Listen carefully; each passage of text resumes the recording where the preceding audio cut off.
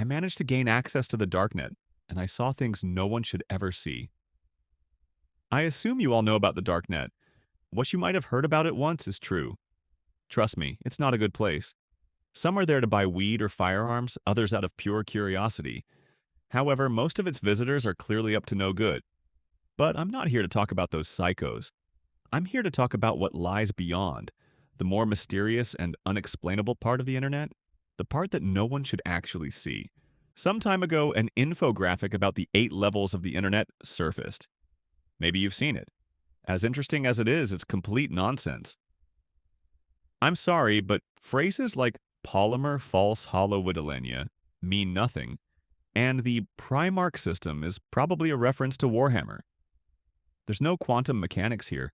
However, that doesn't mean this place is easy to find. I'm not going to tell you how to get there now. You probably wouldn't be able to do it, even though I managed to.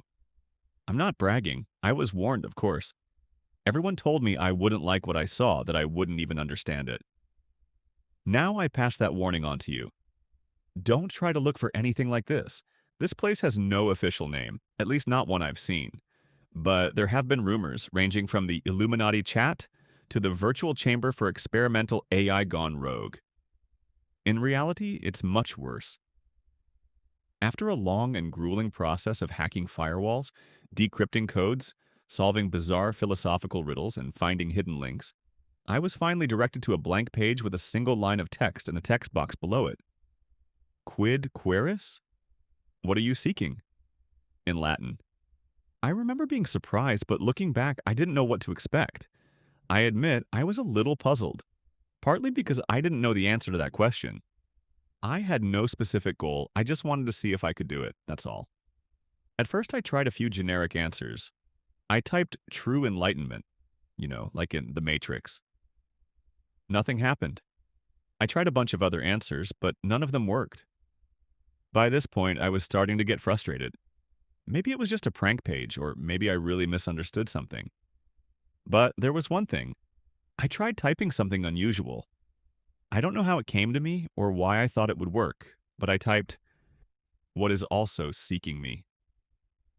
Now I think this thing might have been an artificial intelligence. To my surprise, the page went blank. Completely blank. I waited for a response for about 5 minutes, and then I was redirected to some forum. No, not even that. It was much simpler. Just a list of links on a brownish-yellow background. The links themselves were indecipherable, just random sequences of characters, symbols, and letters. Obviously, it was just code I didn't understand. At this point, my expectations were no longer met. Each link was something random. I clicked on the first one. It loaded a live stream of the Paris catacombs. I watched for a while, but eventually got bored. I moved on to the next link. It opened a shaky video shot in a dark setting, but I could make out people in tactical gear. They were in a house, opening doors and clearing each room. Eventually, they opened one door, and inside was some kind of creature. Tall, humanoid, with scaly skin. It was gnawing on a human limb. They tried to shoot it, but it jumped out the window. The video stopped there. Well, I was in shock. What the hell? The video was too convincing to be some unreleased movie footage. I was very intrigued. It seemed like it was worth the months of headaches and attempts to break into the closed network, I thought. I couldn't stop now. I proceeded through the list of links. With each click, things became stranger and more disturbing. I came across a document titled Project Paragon, detailing human trials and experiments that would lead to superhuman levels of strength and resilience. It was clearly a success. Damn, the document looked official. Inside were essays on space-time anomalies, reality glitches, and visible patterns of alternate dimensions. There was also a detailed explanation of Area 51, the Bermuda Triangle, mysterious disappearances, and the true nature of the Holy Grail. I was deeply disturbed by a document that talked about a bomb capable of ending the world, 720,000 times more powerful than the one dropped on Hiroshima. I don't want to know, honestly, why we would need that. I found emergency plans for various types of apocalypses: nuclear winter, biological weapons, viral outbreaks. The most specific ones were called Mariana Trench Anomaly or The Strange Man on the 15th Floor. One titled Blackout contained recovered logs of werewolf hunting expeditions, numerous 911 calls from residents of a Texas town about dozens of missing people in '77, and even diaries belonging to people involved in the Dyatlov Pass incident. I spent hours there scrolling through page after page of things I felt I shouldn't be seeing. I stumbled upon a trailer for a silent film made back in 1910, the one that made people want to claw their eyes out after watching it, which nearly derailed the entire film industry. It was a live stream of a hooded man sitting in front of the camera, his head bowed. Finally, he lifted it. Even though he had no mouth, a deep guttural hello came through my speakers. I knew it was him speaking. I didn't waste time on that. I also found strange sets of step-by-step instructions that included things like performing religious incantations in the middle of a Siberian forest, coordinates to a place where some captives were apparently being held. It was unclear what all this was for. I also came across a 20-second clip titled The Futility of the Living. I didn't watch it. That's when I realized that even the highest form of organized government can't fully control this. But what scared me the most was that I couldn't find the end of the list. No matter how much I scrolled down, I think I had a nervous breakdown, and eventually I passed out because I woke up on the floor in the middle of the night. I looked at the screen. It was a helicopter recording of a huge, crab-like creature thrashing on the shore of an island somewhere in the ocean. I turned it off and just sat there for a long time. I couldn't comprehend what I had seen, and I don't think I really wanted to. Now I'm not entirely sure why I kept going. My brain was screaming at me to take my laptop out to the lawn and smash it to pieces. But I didn't. I noticed something I hadn't before, a small message in the bottom left corner of the screen. I don't know if it had been there the whole time or not. I had to squint to read it. Again, it was in Latin, and it translated to, "Are you satisfied?" There were two options, yes and no. Now I knew the answer to that question. Hell no, I wasn't satisfied. I was terrified, but I had to click yes. If I just clicked yes, I would be taken out of this godforsaken place, returned to comfort and sanity. Even now, I can't tell you why I clicked no, but as soon as I did, the page seemed to refresh. The same basic page opened, but this time with only 4 links. This time, there were no unrecognizable numbers or symbols.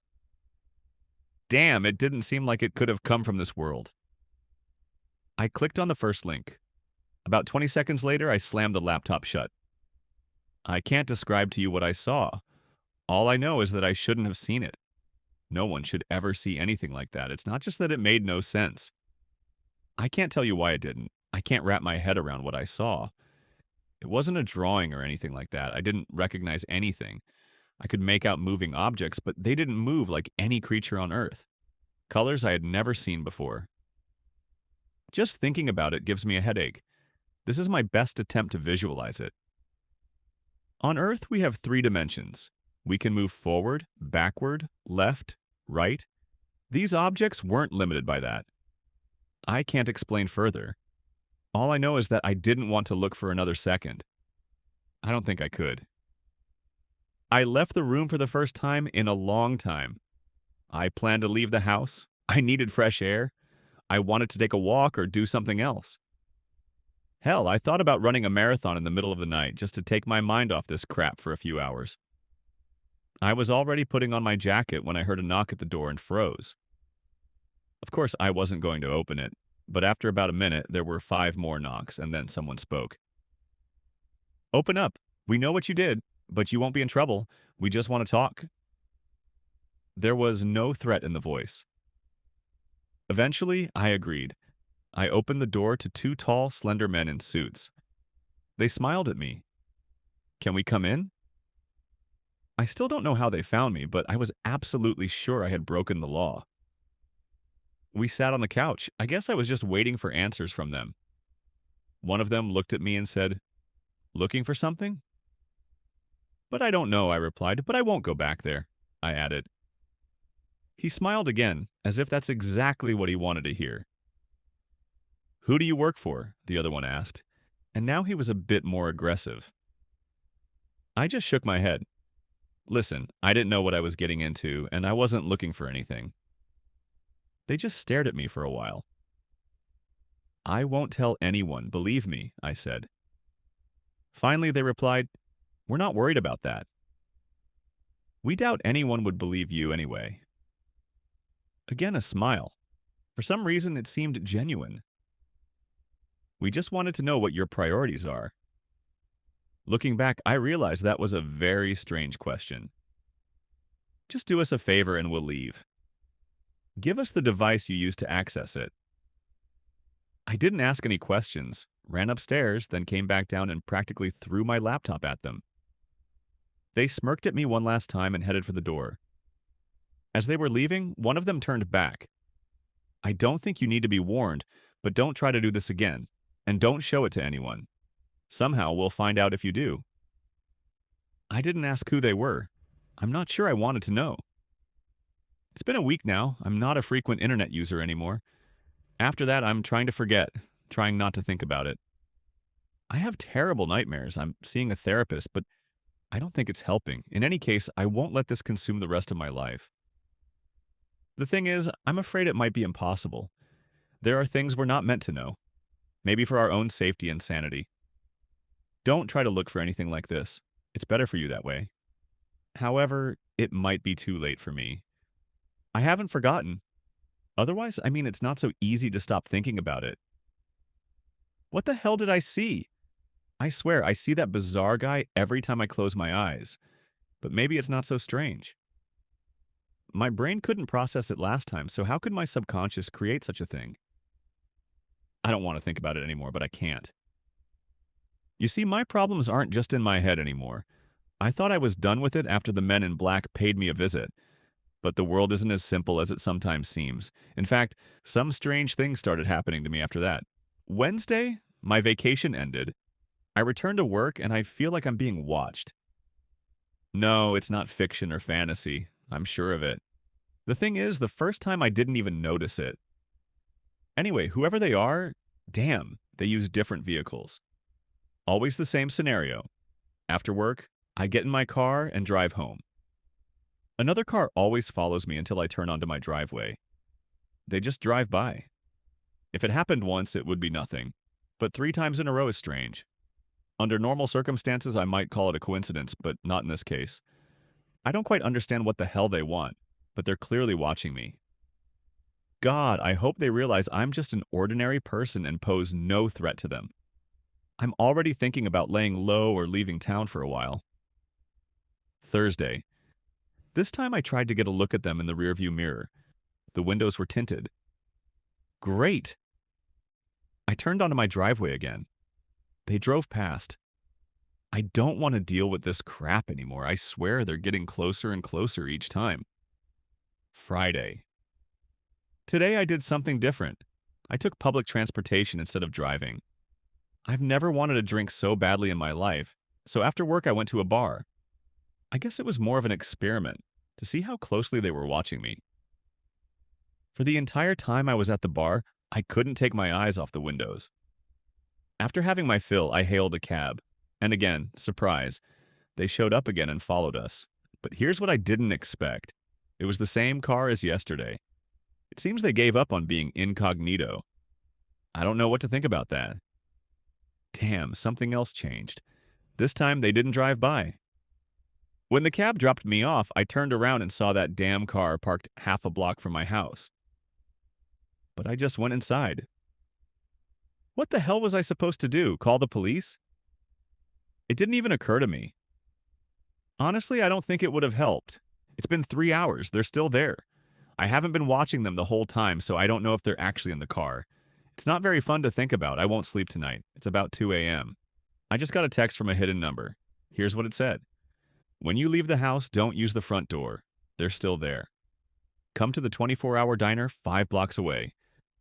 Don't even think about driving. Hurry. They'll be here soon. Make sure you're not being followed. Leave the lights on in the house. After reading this, I froze. Are they coming here? Why? Who the hell is texting me? I don't know what you would do in this situation, but I heeded the warning. At this point, I was paranoid, exhausted. tired. I put on my jacket and left through the back door. I also grabbed a backpack with another laptop. I don't know why, but I felt like I needed it.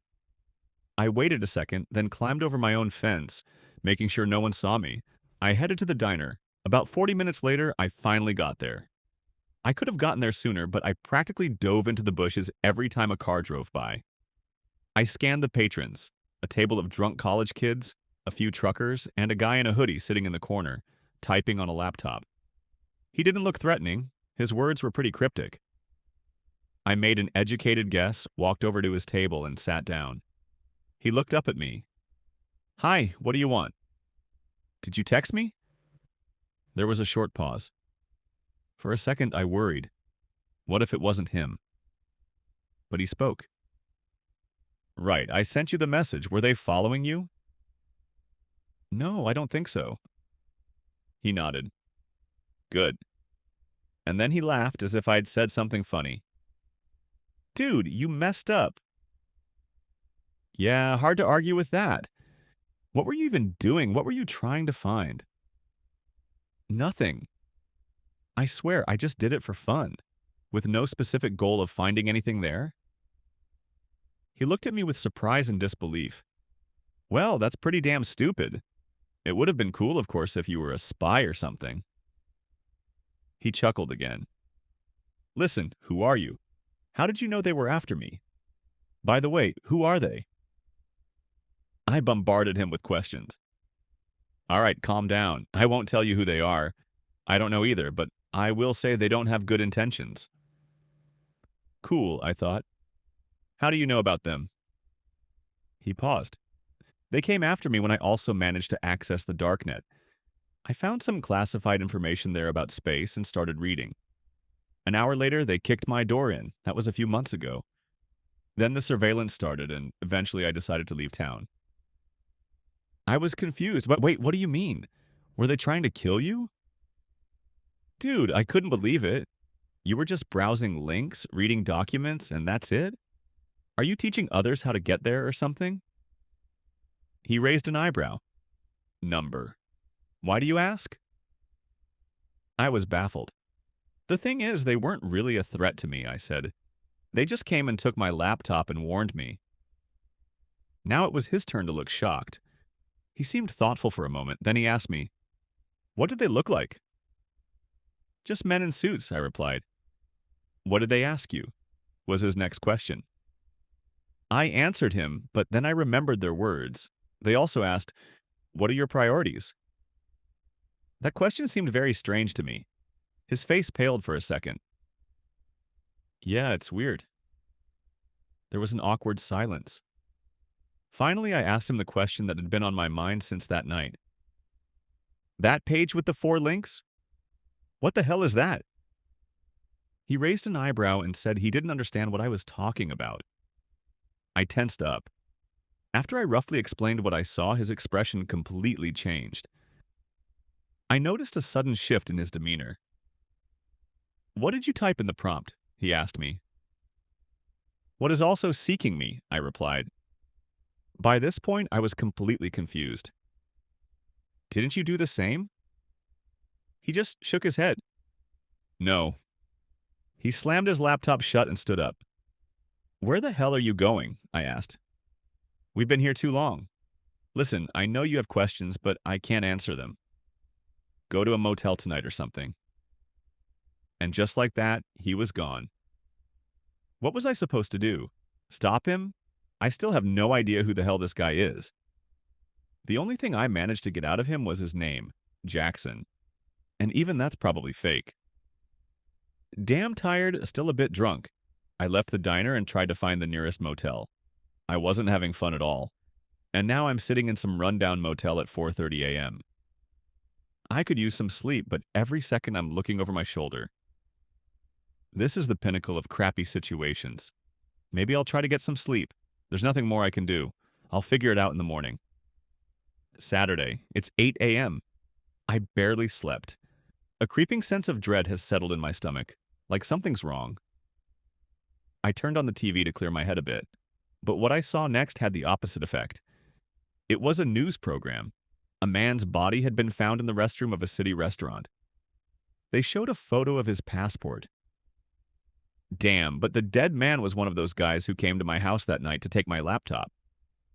No suspects. Anyone with information is asked to call the station or the police.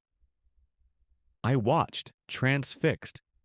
I hesitated for a second before snapping out of it. I'm an idiot. I should have just taken everything and run, I thought. Then I heard the locker room door swing open, then footsteps approaching where I was. Unpacking things from my pockets, I started looking for an exit. I only had one option. I started making my way to the pool entrance. As I ran, gunshots rang out behind me. I knew they were using suppressors, but God, that doesn't matter when you're only 40 steps away. I ran faster than a sprinter. Tripping, I almost fell into the damn pool. I couldn't stop. I kept running, constantly turning and looking back. Good thing I was downtown and could easily blend into the crowd. At one point, I saw two cops. I thought about telling them, but what would that accomplish? They'd look for those two guys, come up empty, watch my house for a couple of days, and then call it off. That wouldn't solve anything. Finally, I ducked into a barber shop. I couldn't run anymore. The barber looked at me like I was crazy. Screw it, I thought. Here I could at least make myself less recognizable. I asked him to shave my head. I spent the rest of the day making various purchases: a used laptop, a new set of clothes, and a pair of glasses. After that, I called a cab and went to the airport. The flight was scheduled to depart in a few hours. Let's see what happens next. The plane landed. Stepping out of the airport, I recoiled from the heat. God, it's November. How do people live here in the summer, I thought. I hailed a cab, got to the address to the Holiday Inn, and laughed to myself. How ominous does that sound, I thought. I went up to the room and knocked on the door. A billion thoughts raced through my head. What if this is a trap, I thought. I even considered just running away for a second, but I realized that wouldn't do jack. About a minute later, the door opened. A wave of surprise washed over me, but looking back, I realized that's exactly what I should have expected. It was one of the guys who came for my laptop, the ones who spoke politely to me. However, this time he didn't look so good. A black eye, a split lip, and just generally tired. The guy looked me over and gestured for me to come in. He limped slightly as he walked. "Nice haircut, dude," he muttered quietly. He sat on the bed, and I sat on the couch across from him. There was a long silence. The whole time, he just stared at the floor. Honestly, I didn't know what to say, so I stayed quiet. Finally, he spoke. "Now I can tell you what's going on," he said. About 4 years ago, there was an incident in the Paris catacombs. 4 teenagers decided it would be a good idea to sneak away during a tour. I think they got lost because they never came back. The police combed the area but didn't find them. Eventually, the government decided to install infrared cameras everywhere, just to see what would happen. One day, one of the cameras picked up movement. No one expected what they would see next. It was something in its purest form. On the recording, some abomination writhed, its jerking limbs seemingly glued together. 4 human heads stuck out of the top of this thing. You can guess who they were. I was speechless with amazement and remembered that catacombs video.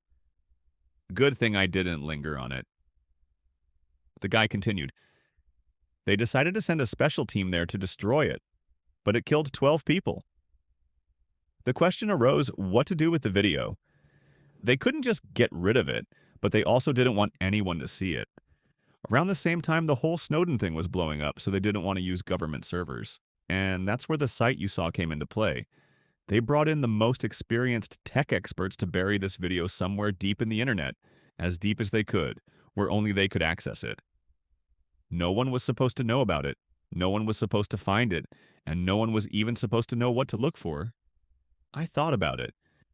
Sure, I know my stuff, but there's no way I could compare to government experts. How did I find it? He spoke again. For a while, everything was fine.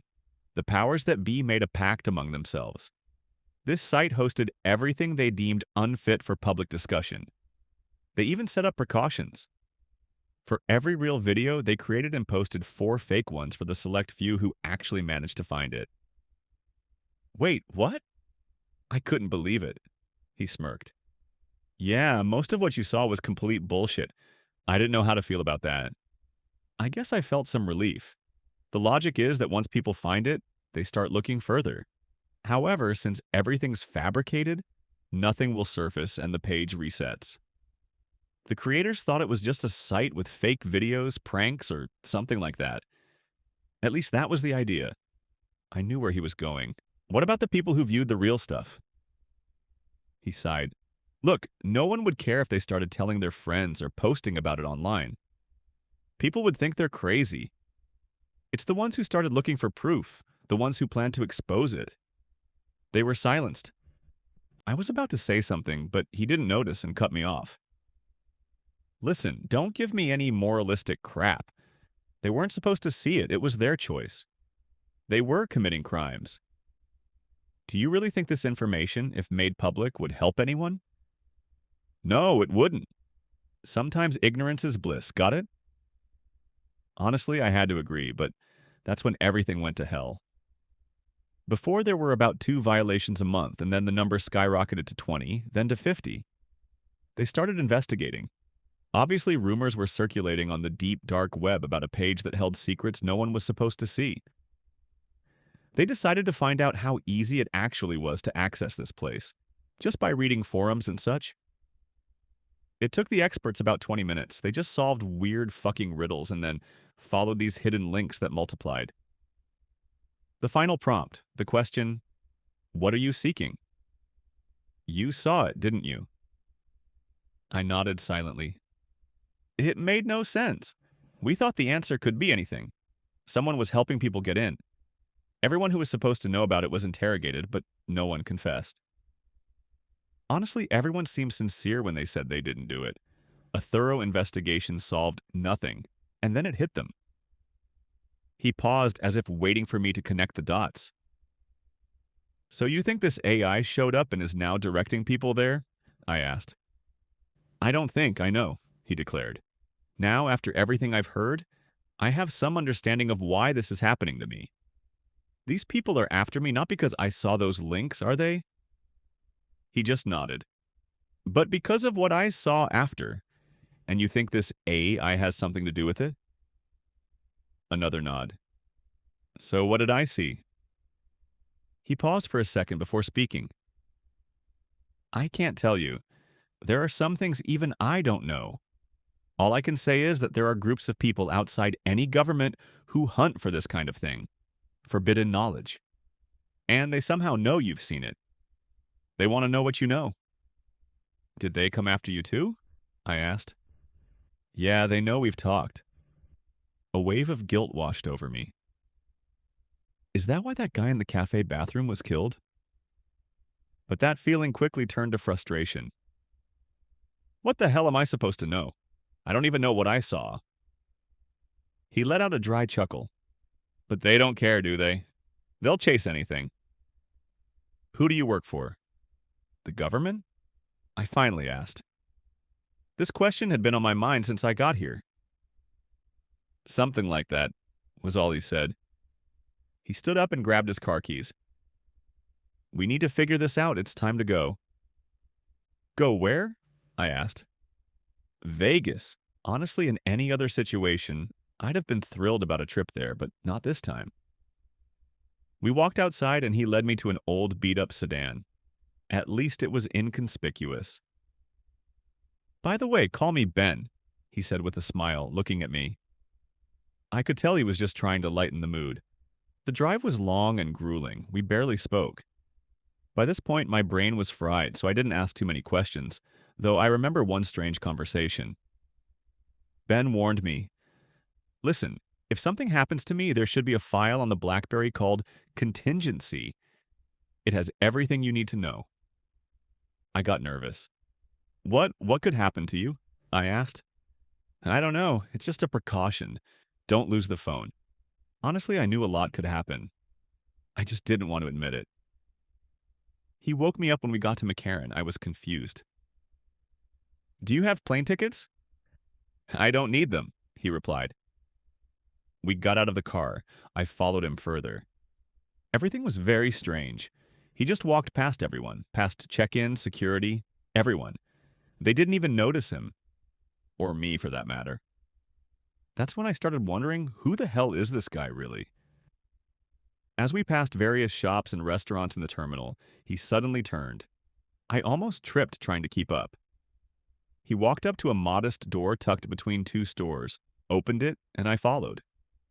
We walked through several hallways, turning here and there. A few men in suits passed us but didn't seem to notice us.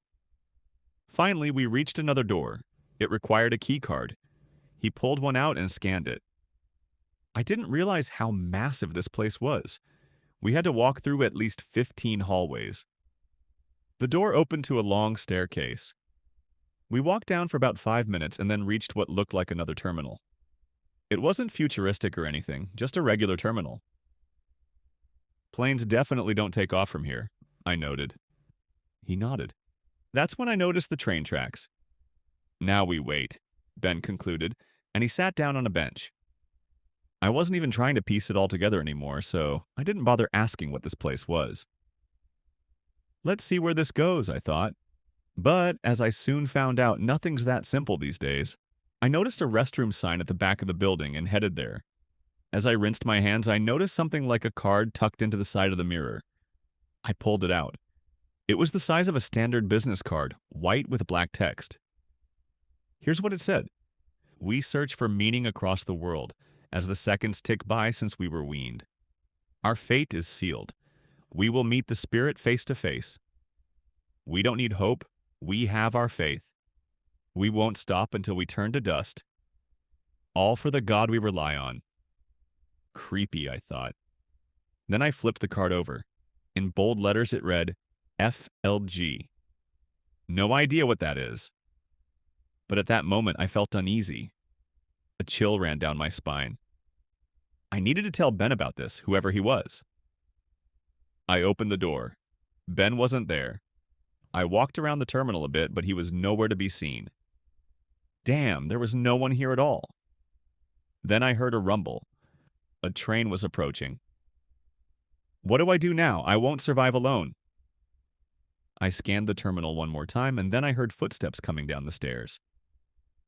Great, I thought. He's back. But to my surprise, I saw several people. I was met by 4 presumably men. I couldn't tell for sure because their faces were covered with burlap sacks with eye holes cut out, like the Scarecrow from Batman Begins. The only difference was a symbol that looked like it had been spray-painted where the forehead should be. It was simple, a vertical semicircle with pointed arrows passing through it. As far as I could tell, the rest of their appearance was normal, just regular street clothes. I froze. I noticed dark liquid dripping from one of their gloves. The next few moments turned into a blur, if you can call it that. I remember the train stopping and these guys running toward me. I bolted for the train. By the way, it was unusual. Just one car and one set of doors. When I got close, they automatically opened. I remember frantically looking for a close button, but after I got in, the doors slammed shut. I watched in horror as these freaks got closer and closer. When they were about 10 meters away, I closed my eyes and started praying. I opened them when I heard banging and pounding on the door, and then the train started moving, and I saw the crazed eyes under the mask watching me go. I was safe. But now I turned on the phone again and examined it closely. Sure enough, I found the text file Ben had mentioned. I just had no idea where I was going or what awaited me there. My head was pounding. All I could think was, I shouldn't have gone where I didn't belong. Not that things were clear before, but with each passing moment, the world made less and less sense. I opened the contingency file and here's what I saw. Situation, agent compromised. Codename, Jack Rust. Identity, redacted. User agreement. Hi, if you're reading this, I guess I've been taken out of the game. I assume we at least made it to the terminal. Here's what you need to do. Get on the train. Do it as soon as it arrives. You'll have about 10 seconds while the doors are open. Next, you need to get off at the 5th stop. There won't be any announcements, no directions, nothing. Don't fall asleep, just stay alert. The train moves fast, but it'll still take some time. Be patient. Don't look out the windows, there's nothing to see anyway. You'll be traveling through a tunnel still. It's better if you refrain. You see, we've been having issues lately. Sometimes something might be looking back at you and you really won't be able to look away. If at any stop you see or hear the doors open, hide under the seats. They might be looking for you. Just close your eyes and wait for them to leave. If after the fourth stop they're still on the train, I'm sorry. Once you reach the fifth, get out. You'll be at another terminal, a very small one. There should be stairs down to the right and a ladder up to the left. You need the ladder? As you climb the ladder, it should get darker. Don't worry, that's how it's supposed to be. Keep going up. Eventually, you'll hit something solid. It's a rock. Push it aside and climb out, then put it back in place. When you get out of the tunnel, you should be in a dried-up wheat field. This is Texas. Specifically, it's somewhere between Skokie Tam and Satan County. Look around. A few miles away, you should see a small abandoned farmhouse. Head there. Once inside, look for the basement. Go down there. You'll need a big red door. Right by the handle, you'll see a numeric keypad. The code is 532-5678. You see, the reason these people knew where to find you is that they've been watching us, and we've been watching you ever since you started getting close to that page. Obviously, there was a mole among us, an informant. We believe he was a member of a cult we thought had disappeared years ago. FLG, the Faction of Lost Gods. That's what they call themselves. I won't go into details. I'll just say they'd go to the ends of the earth to find what you saw that day. That's their only goal, and it's not just them looking for it. I think after learning about these secrets, they decided it was something trying to communicate with them, trying to lead them somewhere. We don't know how you found that page or who helped you, but you were the first to see it after it was wiped from the site. That's when everything went sideways for us. Once the mole noticed this, he orchestrated a raid on our Texas headquarters. You're going. It was a massacre. They stole our equipment and started tracking you themselves. Luckily, I wasn't there. I was already on my way to you. Back to the headquarters. Once you're inside, go straight until you reach the control room. In the far right corner, there should be an old computer mounted to the wall.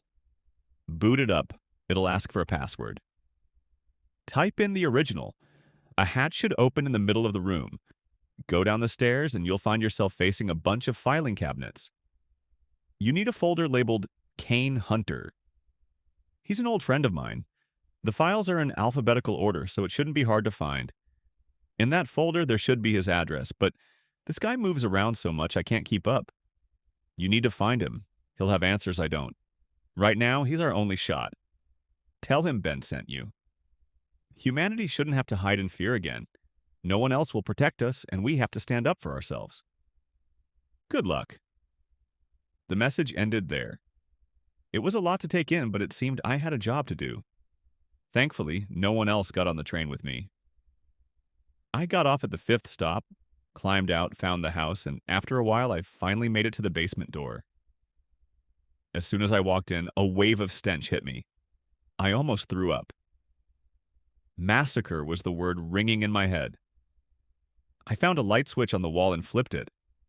As the dim glow of incandescent bulbs filled the room, I realized what he meant. It was a slaughterhouse. And no one had cleaned up. Holding my breath, I stepped over the decaying bodies in uniform. As hard as I tried not to look at them, I couldn't help but glance down every now and then. When I reached the control room, I almost passed out. I followed the instructions and found the folder. After that, I got the hell out of there. Screw this. Back outside, I read the contents of the folder from start to finish. Kane Hunter was 45 and lived in Hong Kong. Damn, I was starting to hate traveling. It took me a while to find my way. Eventually, I managed to hitch a ride to the city. From there, I headed to Dallas-Fort Worth International Airport. That's where I am now. I'm exhausted, and the back of my neck is itching like crazy. The flight was long, so I had time to think about the past week. There were still so many unanswered questions, and I really didn't know what to expect from Kane Hunter. I remembered that train station, the card I found in the bathroom. FLG, the Faction of Lost Gods. What the hell? Finally, I landed and took a cab to the guy's address. I was running out of funds. On the way, I watched the city's flickering lights pass by. At first glance, the world seemed so simple and safe. I guess if you start looking closer, it starts falling apart right before your eyes. I was dropped off at a modest apartment complex. Middle class, I guess. I punched his apartment number into the intercom. After a while, someone answered.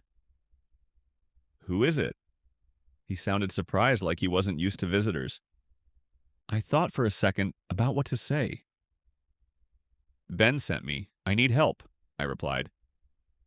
Almost immediately, I heard the main door unlock. Here we go, I thought, and I started climbing to the 7th floor. Just as I was about to knock on his door, it swung open.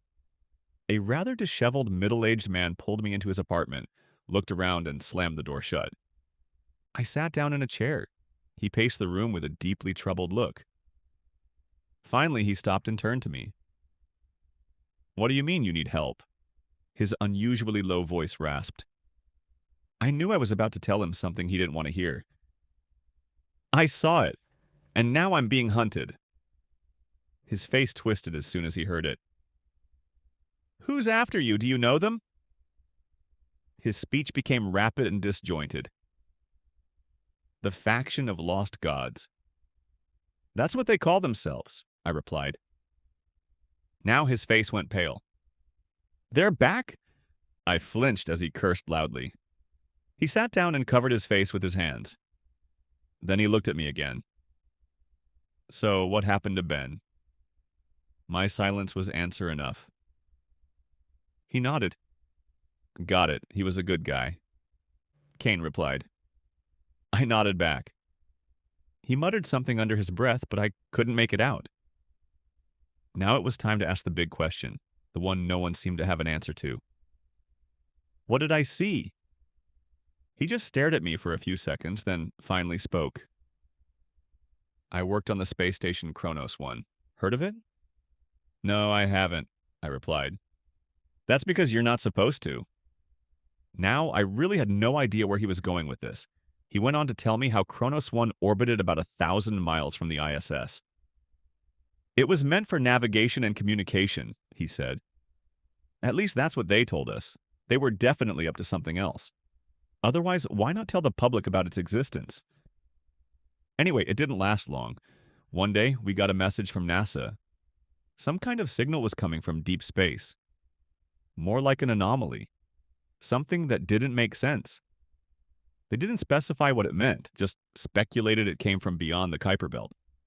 This was, of course, strange, and they decided to check it out. He paused and exhaled sharply. "They sent an interstellar probe to that signal. It was supposed to reach it in about 9 years. And as luck would have it, about 9 years later, I was back in space after a break on Earth." And then we got another message. The probe had reached the area where the signal was coming from. They were going to transmit the incoming signal to us for analysis. I raised an eyebrow. He just smirked, noticing my confusion. "Yeah, in terms of space tech, we're way more advanced than people think. I don't think you should be surprised." Anyway, everyone crowded around the monitors, waiting to see what the probe had found. I mean, there were only about 10 people in the room at the time. Finally, the feed started. He paused and rubbed his temple. It seemed painful for him to even think about it. It all happened so fast, it only took a few seconds for the screaming to start. People were bashing their heads against the floors, the walls. Chaos. Everyone went insane after seeing what was on that monitor. And the only reason I survived was that I didn't actually see anything. I was still in the bathroom when the feed started. I came out as soon as I heard the noise. But I still passed out. Guess I'm not a fan of blood. I remember before I hit the floor, I saw one guy left who wouldn't take his eyes off the screen. At that point, he was the only one watching. When I came to, they started questioning me. But I didn't have answers for them. I didn't see it. "Wait, so what caused the deaths?" I asked. "Suicide. Blunt force trauma," he replied. "Everyone in that room beat themselves to death." What the hell? I thought. Did I see the same thing? So, what happened to the guy you said was still watching? He passed out too, but only for a minute. Besides, he said he was fine. He didn't even bring it up when they asked him what he saw.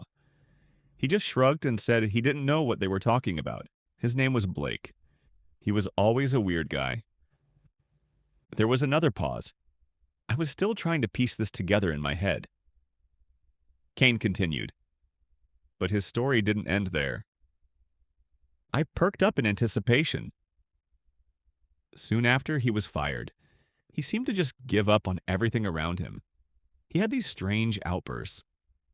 So often it scared the hell out of everyone he worked with. He was losing his mind over the job. On his last day, he disappeared. His family, the few friends he had, none of them knew where he went. No trace. He'd been traveling the country unnoticed, recruiting people into some cult he'd created. Guess what he called it? It didn't take me long to put two and two together. The faction of lost gods? Exactly, he continued. He even wrote and released a manifesto explaining why it was necessary. He kept saying there was something inherently wrong with the way our outer world worked, and that we weren't supposed to exist. And, well, he went off the deep end. Or maybe what he saw made him that way. I don't know for sure. He went on to explain how Blake had been searching for something the entire time he was recruiting members. He was looking for the probe's recording. You see, that probe is still out there, and it's transmitting something only the government has access to. That's the info they shoved into the darknet in the first place. A few hackers tapping away at keyboards every now and then weren't that big of a deal, they said. But after what happened on Kronos 1, hardly anyone dared to look at it. The few who tried, well, you know the story. And that's when things got weird. What I'm about to tell you, almost no one knows. He pulled out a pack of cigarettes and lit one. He took a deep drag and continued.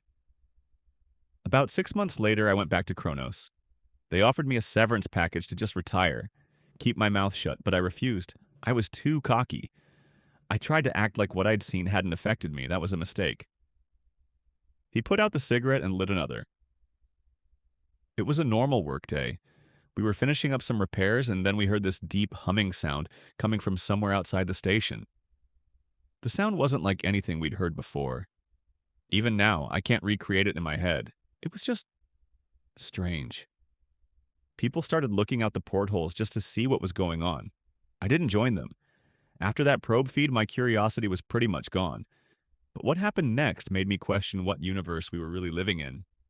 I was having lunch in the mess hall when I heard a commotion coming from the hallways. I'd have ignored it, but then there were screams. This wasn't normal. Honestly, no human being could have made those sounds. I remember looking at everyone else. No one moved. We were all on the same wavelength. Couldn't look away. Light was coming from the cracks and portholes, light we hadn't seen before. These descriptions were familiar to me, and my brain started working feverishly. That was it, wasn't it? That's what I saw? I interrupted him, but he continued. I remember feeling dizzy after just a few seconds of looking at it. The next few hours were agonizing. The screams didn't stop. Our collective sanity was pushed to the limit. We all just plugged our ears, closed our eyes, waiting for this shit to end. Then I just remember waking up, looking around, and seeing a sea of blood. 90% of the crew died that day. Of course, we had questions about what happened, but everyone who knew was dead soon after. He leaned back in his chair, pulled out another cigarette. This time, he paired it with a swig of whiskey. Soon after, I came back to Earth. After that, I wasn't offered my job back, just the severance and the NDA. Not that I cared at that point. I'd have been a wreck either way. Some time passed after that. I was at home, reflecting on my life. Then I heard a knock at the door. It was Ben. He asked what had really happened on Kronos 1. I told him. But here's what I didn't understand then. How the hell did he even know something had happened? He'd never even worked with NASA, so I pressed him. He said a flood of distress signals had come from the station immediately. All of them described exactly what I'd gone through. It would have taken too much time and money to mount a rescue operation. Everyone was confused and didn't know what to do. Later, the Secret Service detected a breach on the site. Someone was viewing the probe's recording. At that point, they tracked his location. It was an abandoned warehouse in San Antonio, where Ben was at the time, working on other tasks. He was just a field agent back then. So they contacted him and told him to go check it out. He went there with a SWAT team. When they arrived, it was a bloodbath. They were shot at as soon as they entered. Whoever it was, they were protecting something. Half the team was killed before they secured the place. They detained the shooters and started sweeping the rest of the building. The upper floors were empty. But then they reached the basement. There was only one person there, sitting in front of a computer monitor. They slowly approached him, ordering him to raise his hands, and he ignored them. Eventually, one of the SWAT team got close. The officer suddenly started screaming and shot himself in the head. No doubt he'd glimpsed the screen. After that, no one dared get close to the guy at the monitor. They just pointed their guns at him and told him to turn around. The guy eventually did. It was Blake. Ben recognized him because he'd gained notoriety in government circles. He said blood was oozing from his eyes and nose, his skin pale as the moon. And all he said was, "You can't stop it. If it doesn't happen today, it'll happen sooner or later. Our reckoning is still to come." Ben said those words sent chills down his spine. Blake said it with such conviction it just made him feel despair and emptiness inside. He shot him right after and put a bullet in the monitor. They detained the rest of the cult members and interrogated them. Of course, they didn't want to cooperate. They just kept repeating the same words over and over, some weird motto or something. The higher-ups showed up a couple of hours later. They thanked Ben for a successful operation and sent him home. Whatever that probe detected, whatever it was observing, Blake. It was observing him. Somehow they were communicating with each other. Just thinking about it was terrifying. Kane continued. It was sending something to Earth. Something beyond our understanding. Something we were never meant to see. Who the hell knows what it wants from us? Probably nothing good. Anyway, they made sure no one would ever see it again. They disconnected from the probe, completely stopped the transmission. I'm sure they thought if we didn't look for it, it wouldn't notice us. Wait, what? I almost shouted. Then how the hell did I see it? That's what I want to know. Did he give you an answer? I tried to explain the artificial intelligence to him, but it came out jumbled. He just looked at me, confused. Artificial intelligence? What the hell are you talking about? He asked. There was another prompt on that site. It led me there. That's how I found it. Prompts? What are you even saying? Screw this, I thought. He clearly didn't know about it. Anyway, I had too many questions piling up, so I decided not to dwell on it. Who else that you know of has seen this? I asked. He smirked. Who else is alive, for example? You. That sent chills down my spine. He continued, the question is, how long did you watch the feed? Just a couple of seconds, right? No, I replied. Almost half a minute at most. I saw all sorts of strange videos there. Light coming from nowhere, objects moving in ways that defied explanation, and more. After I said that, his face became unreadable. Kane stared at the ceiling, stunned. The words from the contingency message echoed in my head. You were the first to see the page after we removed it from the site. But why me? Why am I so special? Why was I supposed to see it? Kane spoke again. Computers might know more about humanity than we'll ever learn. I stared at him, confused. What a strange statement. He continued. If that page was really sent to you by an AI, maybe it means something. It means something? Like what? I retorted. It seems no one else can see it anymore. But you, like Blake, are an exception. I thought about it. Whatever it was, just a few seconds of exposure drove people to the brink of insanity. I mean, I didn't even know what the hell I saw, and I certainly didn't like seeing it. But I was more or less mentally intact. But I couldn't ignore another question. Those cult members who were detained? They weren't the only ones, right? There were others? Kane nodded. At that point, I didn't want to think about it anymore. I needed a break from this conversation. I asked him where I could rest. He said there was a spare mattress in the closet. Just as I opened the closet door, I heard someone trying to break down the door. Kane looked through the peephole and told me there were people outside wearing strange masks. And it was very bad. You know how they say time flies when you're having fun? Well, it also flies when you think you're about to get smoked. I remember Kane pulling a gun from the kitchen cabinet, and then some thug knocked him out. It all happened in seconds. The last thing I saw before passing out was the butt of a gun coming toward my face. Sometime later, I woke up face down on a dusty floor in a dark, empty room. My head was pounding. They hadn't tied me up, but there was nowhere to go. There was only one door leading out, and it was locked. I turned my head and saw Kane pacing back and forth. Listen, it wasn't me who led them to you. I tried to justify myself. He looked furious. I don't doubt that, at least not on purpose. They know I can't help them. Otherwise, they would have come for me a long time ago. He sighed. This is all messed up. I turned away from him and started feeling along the walls. I thought there might be some secret exit. Thought being the key word. After 100 attempts to escape, I just sat down in the corner. This isn't going to end well, I thought. Kane seemed to read my mind because he said, "You know you can't tell them how to get there." He looked at me again, this time with a completely serious expression. The door suddenly swung open.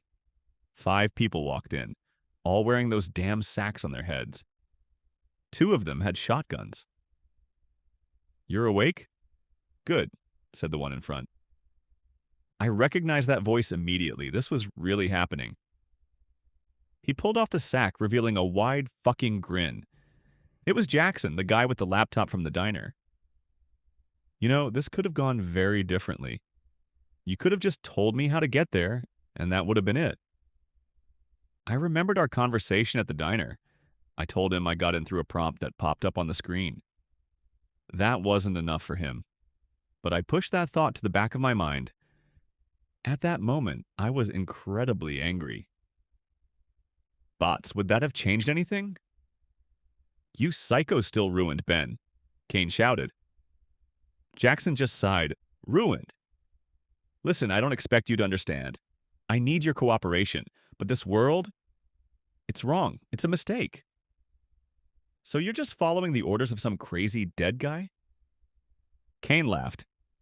"I guess, guys, you're the real mistakes." Nah. One of the men walked up and hit him in the face with the butt of the shotgun. When he fell to the floor, there was a sickening crunch. Kane started coughing up blood. "Why don't you guys just kill me? I can't help you." "And if I could, who wouldn't?" he muttered, sitting against the wall. Jackson smirked. "No, we all need to see something. The more people who witness it, the better. It's the greatest salvation we could ever hope for." At this point, he was just spouting nonsense. But I didn't feel like arguing. Nothing would convince him, but I had questions. "How did you find me? I don't get it." He walked up to me and reached for my ear. I felt a sharp pain in the back of my head as he pulled out something that looked like a tiny computer chip. "So that's what it was," I sighed in frustration. "Funny thing is, we didn't put that there," he noted, tossing it aside. "What the hell are you talking about?" I asked. "Ask later." I thought about it. When those guys shot at me in the locker room, I swear I felt something pierce my neck. But in a moment like that, you just don't care. Jackson smiled, noticing the horror on my face. "We can thank those guys. Too bad they won't see it." Everyone resists at first, and then I remembered Ben's message. Many groups are looking for it, but we're only concerned with one. At that moment, I was reliving the entire journey in my head, thinking about where I went wrong. "How did you get to the terminal?" "You needed a key card." Jackson pulled one out of his pocket. "Oh yeah, I forgot. They killed everyone who had them." At that point, I was beyond frustrated. Not just with him, with this whole damn situation. "That thing you want to bring here, do you even know what it is?" He paused and thought about it. I'll tell you what Blake told me. We're not supposed to know. We don't belong here. Every second we're here, the universe degrades. We have to fix it. That's ridiculous. These guys really thought they were chasing something good? You guys are incredibly pathetic, I retorted. At those words, Jackson wrinkled his nose. His face twisted in anger. Enough! He pointed to the two men standing next to him. They started dragging me out of the room. As we left, I heard Kane shouting at me not to give up. I tried to grab the shotgun, but it was a pathetic attempt. I couldn't do anything. They threw me into another room, this time a bigger one.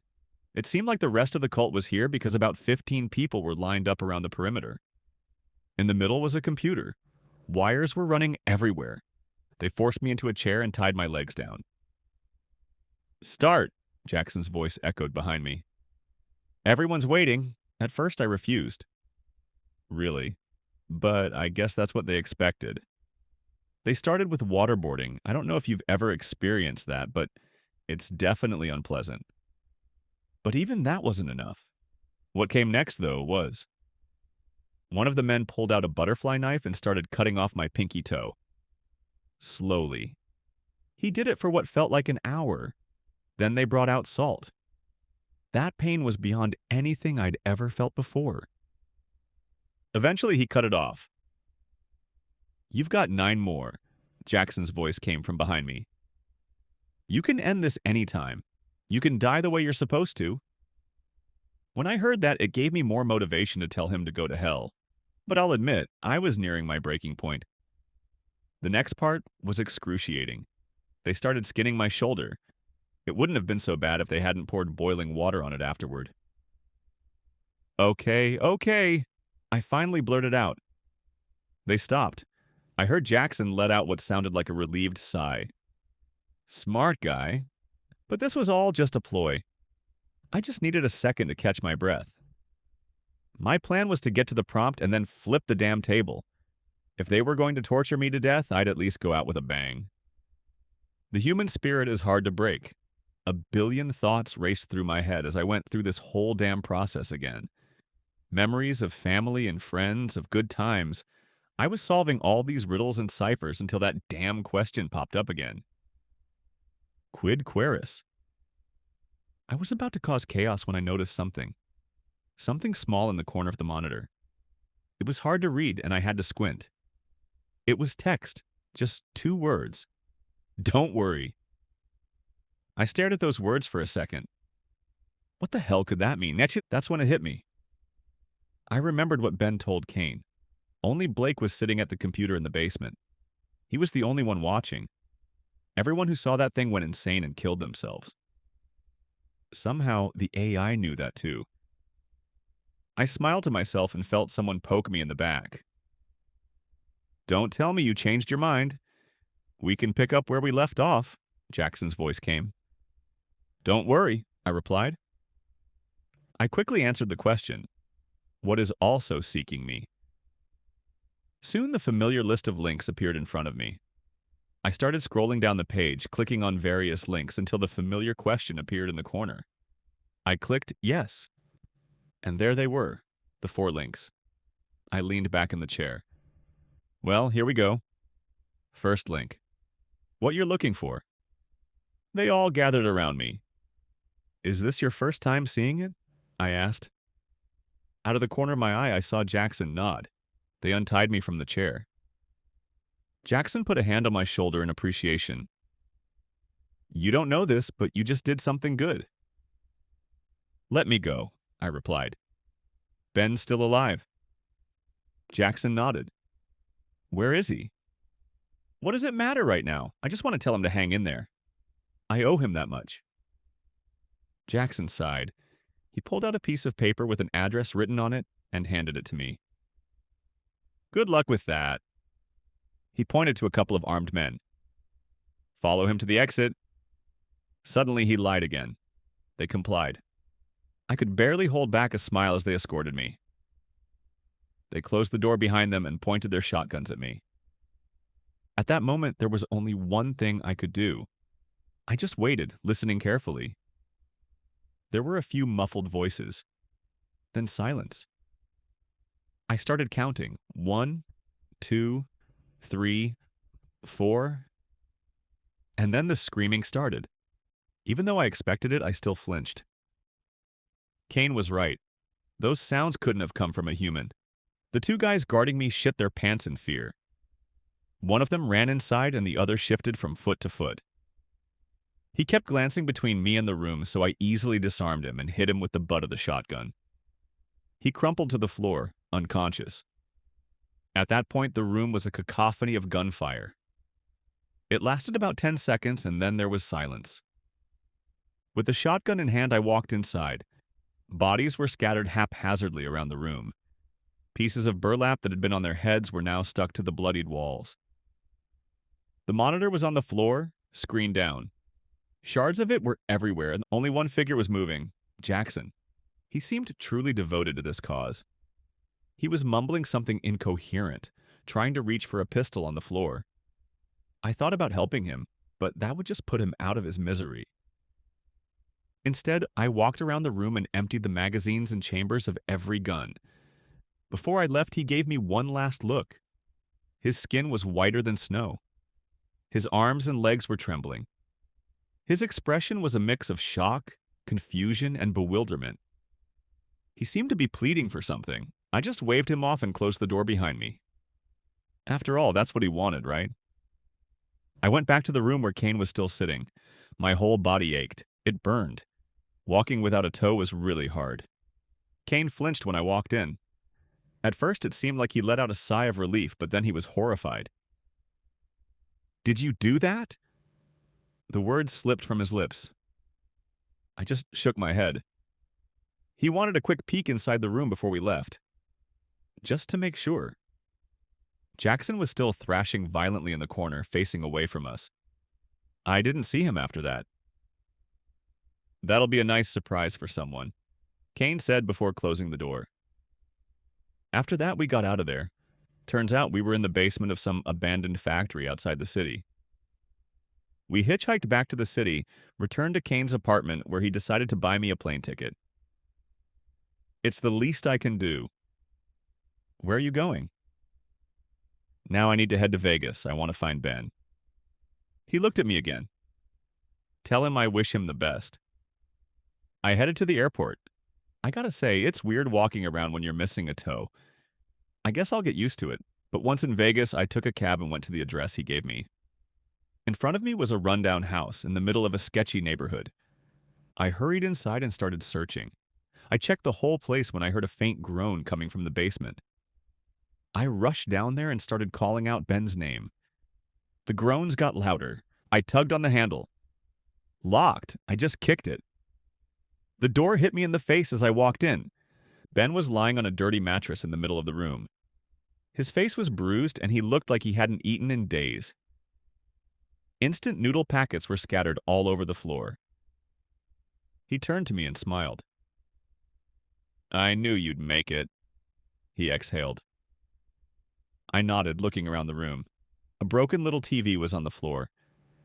"Yeah, they wanted me to see it on the news." He smirked again. "Hell no, I picked him up and got him out of there." "You okay?" "I'm fine," he muttered, coming to his senses. Once we were outside, he took a deep breath. "God, I don't even want to think about what I caught in that dusty, dirty room." But I laughed. It's finally over, I thought. A little later, Ben got checked out and patched up. They looked at my shoulder and foot, too.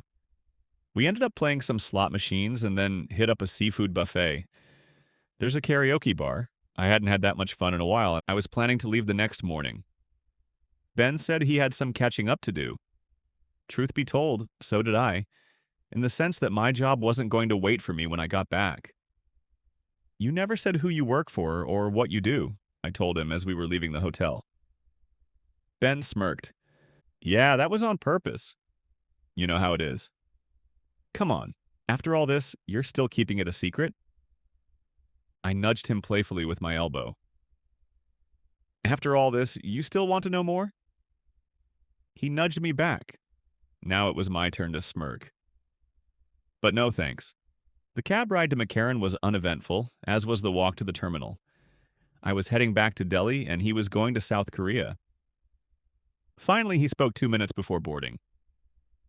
I'd like to think I'm doing everything I can to protect the world from the weird shit that inhabits it.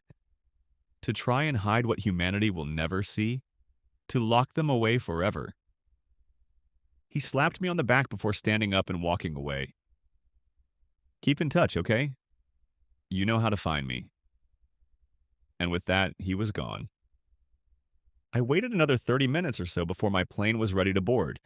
The entire time I was in the air, I slept like a baby.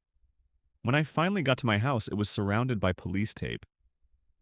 I knocked on my neighbor's door to ask what happened. Well, I already knew, but I had to pretend I didn't. She seemed surprised when she opened the door. She saw 2 men enter your house that night, called the police. Everyone was looking for you. Where'd you go? Sightseeing, I replied. Did they catch them? Number. They found some weird maps all over your house. It said something like FB, FLG or something. Who the hell are these psychos? I smirked to myself and thanked her. After explaining the situation to the cops and giving a statement, I finally got back to my normal life. Soon after, I found a new job and got back into the routine. It's over, but even though I try not to think about it, it feels like a daunting task. Sometimes I lie in bed at night and try to recreate what I saw in my head. I still have too many questions. After all, there were 3 more links, right? What the hell was that? I tried to convince myself I didn't care, but that was a lie. I feel the site calling me. I know it sounds weird, but I feel it. Those links are just waiting for someone to see them, like me. The AI is still trying to communicate. I get little messages with a question in the corner of the screen, even when I'm browsing regular web pages, and it's always the same question. Are you satisfied?